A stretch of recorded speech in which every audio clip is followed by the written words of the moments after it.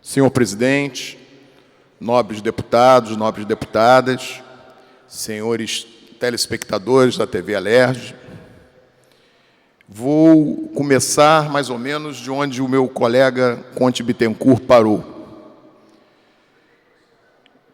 Não temos como falar de outra coisa nesse parlamento que não seja sobre a crise que assolou o nosso Estado. Mas eu vou um pouquinho além. A crise que assolou o nosso país, a crise que assolou a nossa economia, a crise que tornou falimentar os nossos municípios. Nós hoje temos os municípios da Orla Petróleo, a famosa Orla Petróleo, a bancarrota, todos vendendo o almoço para comprar a janta, como se diz no jargão popular. Mas eu não venho aqui para tentar apontar culpados e muito menos, deputado Waldec, senhor presidente, para tentar apontar solução. Porque eu tenho certeza que não só nessa casa, como também nos diversos poderes, poucos têm condições de dar uma solução de continuidade, de término dessa crise palpável, executável, exequível. Porque a crise assolou o poder público como um todo, com um decréscimo da sua arrecadação, assustadoramente, o decréscimo assustador da sua arrecadação. Nós tínhamos uma arrecadação na casa de quase 80 bilhões anuais e caímos para uma arrecadação prevista para esse ano de em torno de 55 bilhões. Não dá para apontar culpados. Não dá para apontar soluções com tal volume de despesa, com tal volume de déficit e de diferença. Não estou aqui para apontar o governo que passou, Sérgio Cabral, ou o governador Pezão, e sucedido agora pelo governador Francisco Dornelles, também como responsável por essa crise.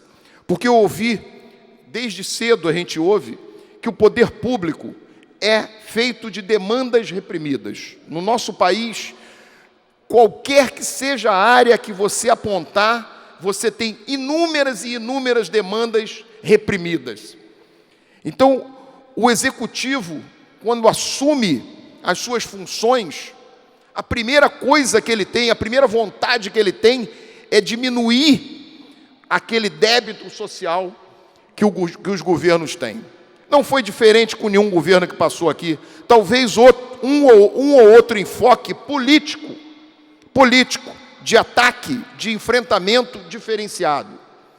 Talvez tenhamos apontado em direções diferentes do que apontou, por exemplo, o governo federal durante os 13 anos que ficou lá. Talvez apontássemos em direções diferentes da direção que o governo estadual apontou durante esses 13 anos também que esteve por aqui, 14 anos que está por aqui. Mas todos eles apontaram na direção de realização, de acabar, de diminuir com o déficit social que se tem nesse país afora, que é muito grande, e hoje ele está se avolumando mais ainda, porque hoje nós estamos na inversão da parábola, estamos no declínio da parábola. Então, solucionar esse problema hoje é uma questão de enfrentá-lo. Temos que enfrentar com coragem, tanto a nível nacional, quanto a nível estadual, quanto a nível municipal. Por isso que eu me peguei no final da fala do meu antecessor, Conte Bittencourt, quando ele diz que nós temos que juntar. Isso é muito difícil, né, presidente? Na nossa área, na área política, na área pública, juntar para somar. Juntar os três poderes, juntar os partidos políticos, juntar a oposição e a situação para um debate sério. E não para apontar culpados, para apontar na direção da solução.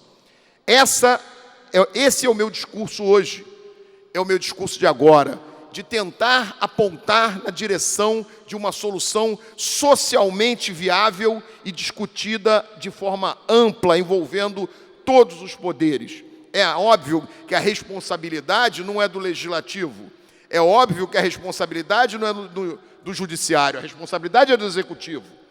Mas, nesse momento, nós temos que, usando o jargão até do Gunê, somar forças para conseguir avançar em alguma coisa.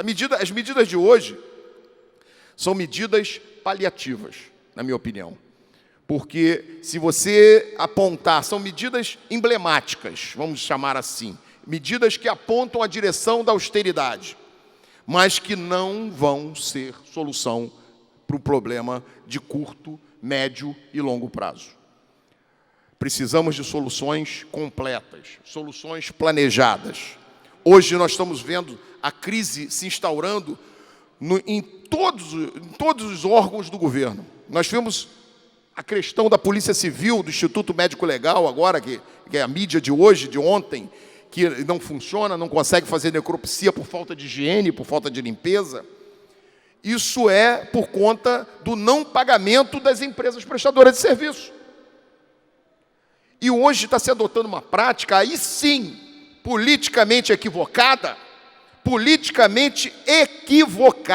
na minha opinião, de se substituir empresas pré-falimentares por terem financiado o governo que está aí, por terem bancado suas despesas com folha de pagamento, com impostos, para fornecer para o Estado.